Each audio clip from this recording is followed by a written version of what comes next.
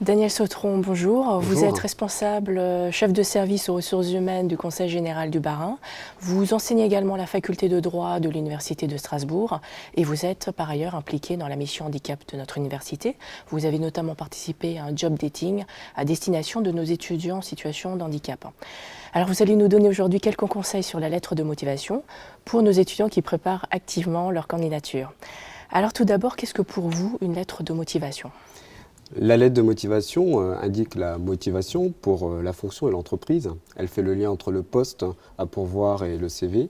Elle n'est pas un CV bis. Elle permet au candidat de donner sa vision de son métier, le sens de sa démarche et son souhait d'évolution professionnelle.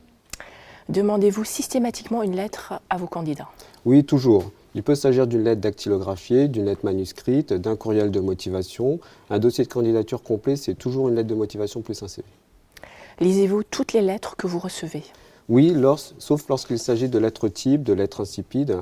La personnalisation est encore plus importante pour les recrutements de cadres. Une lettre sur une page ou plus ? Quel est votre avis sur cette question ? Une page synthétique, une lettre doit comporter 3 ou 4 paragraphes maximum. Cela suffit pour montrer que l'on a postulé pour le poste et non par hasard. Que repérez-vous en premier ? Alors, les boulettes à ne pas faire, les fautes de syntaxe, d'orthographe, la lettre type, les éléments positifs, les compétences clés pour le poste. Quels sont les éléments essentiels à faire passer dans une lettre de motivation et quels sont les éléments que vous attendez en plus dans une lettre par rapport à un CV ? Alors, toujours le lien entre le projet, les compétences de la personne qui candidate et les besoins de l'entreprise, la motivation sur le poste, la compréhension de ce poste et de son environnement. La lettre doit mettre en évidence les points du CV qui correspondent à l'offre et doit faire la démonstration que le candidat n'a pas postulé par hasard. Qu'est-ce qui est pour vous rédhibitoire dans une lettre de motivation ? Toujours les fautes d'orthographe, de syntaxe, le soin apporté à la rédaction, une lettre trop tournée sur soi, n'évoquant pas les besoins et la stratégie de l'entreprise. Les étudiants nous confient souvent avoir du mal à rédiger une lettre de motivation dans le cadre d'une candidature spontanée, surtout concernant la phrase d'accroche. Que pouvez-vous leur conseiller ? Alors sur la forme tout d'abord, des phrases courtes, un style percutant. Sur le fond, il faut montrer sa connaissance de l'entreprise, de ses valeurs. Il faut partir des éléments contenus sur les sites internet pour bien montrer qu'on a fait les renseignements, les démarches nécessaires pour se renseigner sur l'entreprise. On parle parfois de la fin de la lettre de motivation, qu'en pensez-vous ?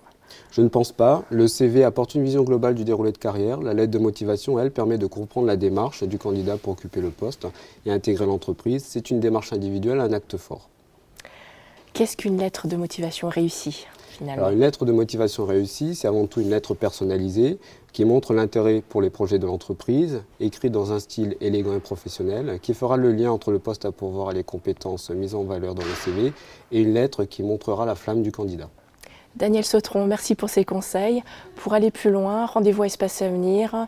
Vous trouverez de la documentation spécialisée et des conseillers restent à votre disposition pour répondre à vos questions. Une fiche conseil est également disponible en ligne sur nos pages web sur docavenir.unistra.fr et elle est également disponible à l'accueil d'Espace Avenir. Merci et à très bientôt.